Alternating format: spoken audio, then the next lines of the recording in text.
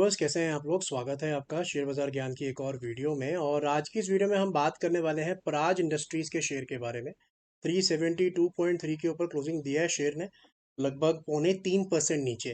तो पराज इंडस्ट्रीज पे मैंने एक वीडियो पहले बनाया था नवंबर 22 को।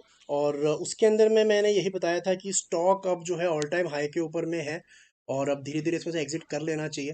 तो अब इस वीडियो में हम बात करने वाले हैं कि जो गिरावट 22 नवंबर को मैंने जब वीडियो बनाया था तब अराउंड 385 के करीब जो था शेयर है, और अभी 372 पे है। सो ऑलमोस्ट वहां से 5% और करेक्ट हो चुका है।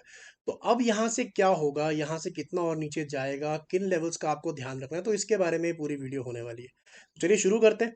तो बेसिकली मैंने रीज़न क्या बताया था पराज इंडस्ट्रीज़ के करेक्शन का जो आने वाली है, उसका ये था बेसिकली कि दो एवरेजेस जो मैं यूज़ करता हूँ अपनी हर वीडियो में। एक है 200 मूविंग एवरेज, अगर हम वीकली चार्ट देखेंगे तो ये बन जाएगी 200 वीकली मूविंग एवरेज। और एक है 20 मूविंग एवरेज, और अगर हम वीकली चार्ट देखेंगे तो ये 20 वीकली मूविंग एवरेज हम बन जाती है। तो मैंने बेसिकली ये बताया था कि जब भी इन दो एवरेजेस के बीच का गैप कम होता है, राइट, वहां से एक नया ट्रेंड शुरुआत होती है और वहीं से एक स्ट्रॉन्ग ट्रेंड जो है वो ऊपर का हो चाहे नीचे का हो, वहीं से एक स्टार्ट होता है। और जब भी गैप बहुत ज़्यादा बढ़ जाता है ना एवरेजेस के बीच में, तो एक डाउन ट्रेंड या फिर ट्रेंड रिवर्सल आप बोल सकते हो। अगर नीचे का ट्रेंड है और गैप बहुत ज़्यादा बढ़ गया है तो वहाँ से भी जो है एक ट्रेंड रिवर्सल आता है। और पराज इंडस्ट्रीज़ के अंदर खास तौर पे ये बात देखनी ज़रूरी थी कि 440 एक बहुत बड़ा रेजिस्टेंस था जहाँ पे स्टॉक दो तीन बार जाके वहीं से रिट्रेस करता था। तो मेरे को यही डाउट था कि ये यहीं से दोबारा रिट्रेस करेगा, और एग्जैक्टली वही होते हुए नज़र आया है। तो देखिए, पहली चीज़ इन लेवल्स पे देखने वाली ये है कि अगर हम इसका डेली चार्ट देखेंगे, वीकली चार्ट पे बाद में आएंगे। अगर हम इसका डेली चार्ट अभी देखेंगे तो Praj industries has comfortably now started trading below the 200 daily moving average. जो पहले हमने देखी वो वीकली थी, तो अब ये कंफर्टेबली 200 डेली मूविंग एवरेज के नीचे क्लोजिंग इसने दे दिया है अपने दोनों पिछले ग्रीन कैंडल्स को निकाल के।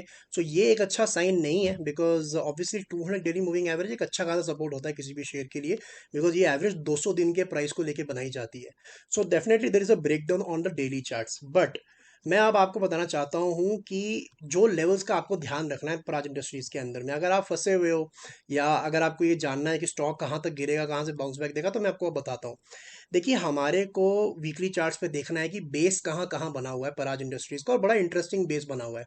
बेस बना कैसे है, इसका आइडेंटिफिकेशन हम कैसे करते हैं, मैंने अपने वीडियोस में बताया है हमेशा कैसे बेस आपने आइडेंटिफाई करना है। जब भी एक रेड कैंडल के बाद में दो ग्रीन कैंडल्स बनती हैं, तो इन तीनों कैंडल का जो भी सबसे बड़ा लो है उसको आप पकड़ के चलो कि वो कैंडल का वो उसका स्टॉक का बेस है।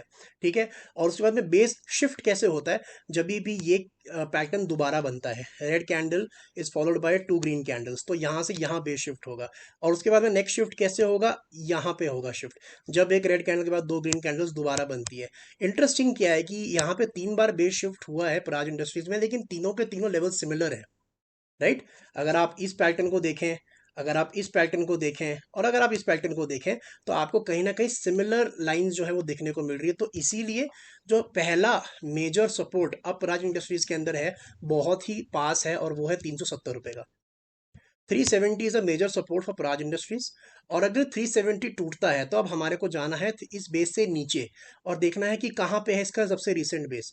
तो ये वाला जो आपको पैटर्न दिख रहा है यहाँ पे, इन तीन कैंडल्स का, यहाँ पे ये इसका अगला बेस बनेगा, और ये लेवल है इसका, लो का लेवल है 352।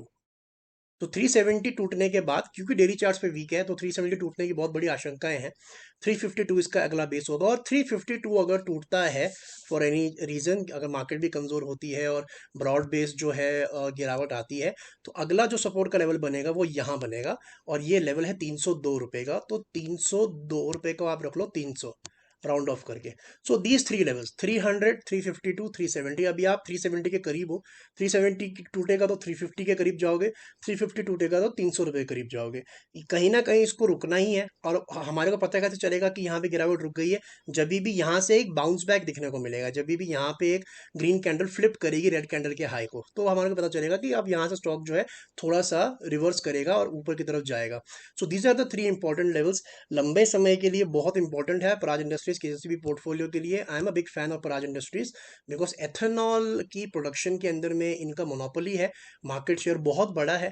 सो it is a very good company, but then again company जितनी मर्जी अच्छी हो, अच्छे वैल्यूएशन पे और अच्छे लेवल पे लेना बहुत ज़रूरी है। मैं बार बार एग्जांपल्स देता हूँ किसी भी स्टॉक के बारे में कि आपको सही वैल्यू पे लेना है वो स्टॉक। टीसीएस 4,000 पे और आईटीसी 350 पे लेके आप लंबे समय पे पैसा नहीं कमा सकते, आपको गिरावट में ही लेना है। इसीलिए प्राज इंडस्ट्रीज भी अभी महंगा है। 372 पे अगर आप वैल्यूएशंस भी देखोगे, प्राज इंडस्ट्रीज का तो 46 का पीई है, बहुत महंगा है। अगर आप आईटी सेक्टर में जाओगे तो आपको 22 के पी पे स्टॉक्स ऑलरेडी मिल रहे हैं। तो अच्छे विकल्प आपके पास में मौजूद है इन्वेस्ट करने के लिए।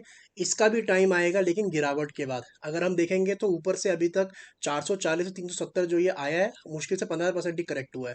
सो दैट इट करेक्ट 30-40%, वहां पे आपको इसको उठाना है। तो दोस्तों ये था मेरा video on Praj industries. I hope आपको समझ में आया। कोई सवाल है आपका तो आप कमेंट सेक्शन में ज़रूर डालें। मैं मिलूंगा आपसे अपनी अगली वीडियो में। तब तक आप अपना ख्याल रखें and all the best guys.